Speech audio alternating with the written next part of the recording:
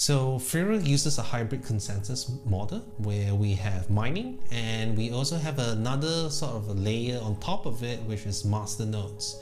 And masternodes actually do perform an important function. The first being that, proof of work currencies, while great for distribution, from a security standpoint, especially for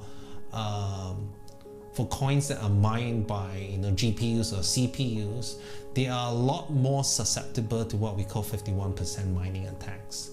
And what that means is that if someone manages to control 51% of the computing power, they have effective control of the network, being able to say which transactions go in and which transactions are excluded.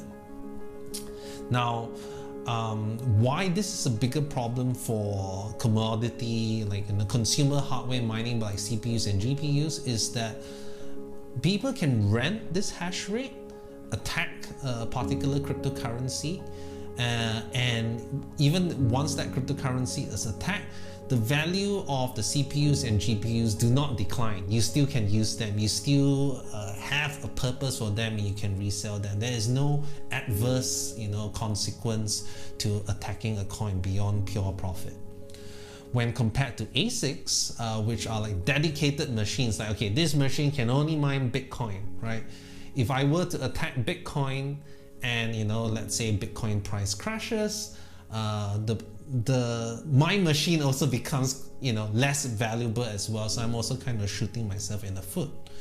And masternodes kind of like give this type of incentive while making the mining still remain to be mineable by consumer hardware, right? And how it does this is that with 1000 Firo, right, anyone can spin up a special node called a Firo masternode, and these masternodes actually prevent 51% mining attacks from happening.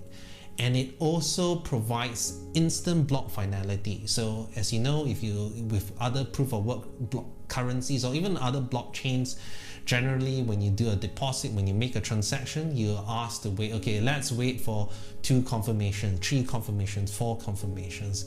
And the reason is that, because if you do not wait enough, there is the chance that these transactions might be reorganized or not included in the block. And that to me actually is a drawback, right? When you make the payment, the moment it is confirmed, you should be able to say, all right, that's it. I'm not going to worry about it being reversed and stuff like that. And the masternodes using what we call chain locks actually provides that.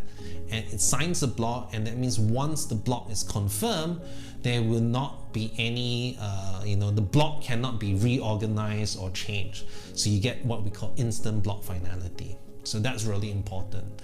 And that also means that if you were to attack our chain, right, you not only need to take over 51% of the mining power, you also need to compromise about 50% of the masternodes as well to actually manage to disable the system or control the network.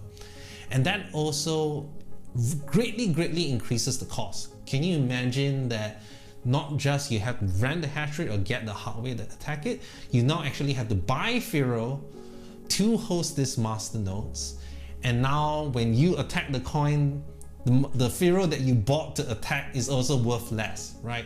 So it aligns the kind of like the game mechanics to make sure that it is more likely to be unprofitable to attack Firo. So we think that this greatly increases the cost of attack on Firo, and it makes it secure and also a lot more usable.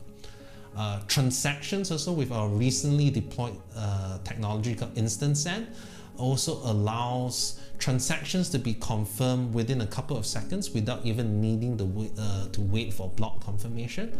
And what that means for face-to-face transactions, you're not going to be waiting there for 5 minutes or several minutes for X number of confirmations.